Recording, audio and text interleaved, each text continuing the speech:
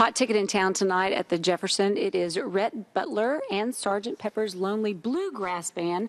Rhett is not the first time in Southeast Texas. You've played here before. Oh, yeah, many, many times. Love coming to Beaumont. It's one of my favorite places to play in all of Texas. At the Log-On? The Log-On Cafe, right on, yeah. Okay. We generally have a group of fans that will really support the show, and I'm hoping that they all bring their friends tonight. Come back. Yeah, absolutely. Well, you're a self-taught guitarist. Yeah. Who were your musical inspirations? Sure. Well, I grew up loving Eddie Van Halen, and so by the time I was 15 or 16, I could do all of his licks. But then I was really in love with the idea of how he would stand up on stage during his guitar solos by himself and play, and I always thought that's what I wanted to do.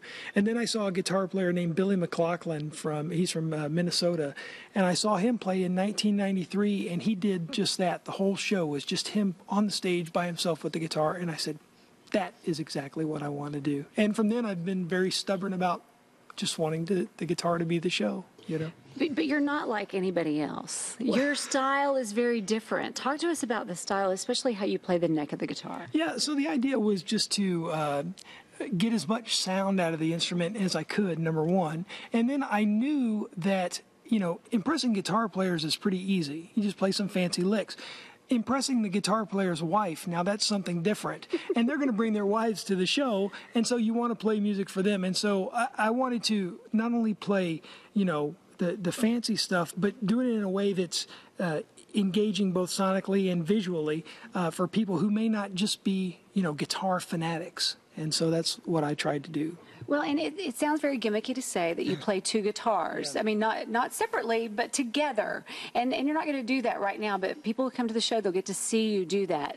What's that about?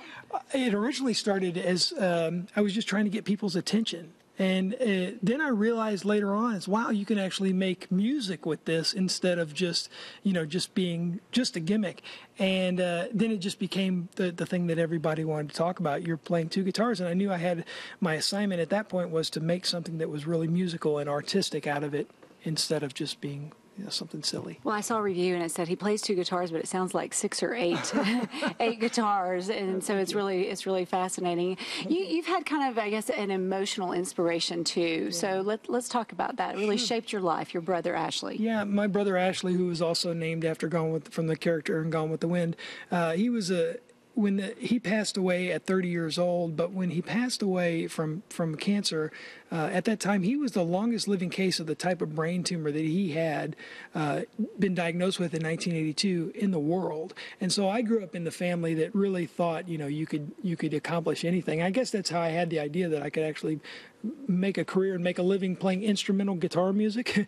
But if he could accomplish the things that he did with his life, and he was spectacular, my little brother was an amazing person, then all this stuff that I'm trying to do is pretty easy compared to what he had to do and what he had to endure in his life. Well, and he shaped your life not only as a musician, but also you're going to medical school and you've written a book. So tell us about the book a little bit. Yeah, so I've been in the role of cancer caregiver for my whole life since I was 8 years old.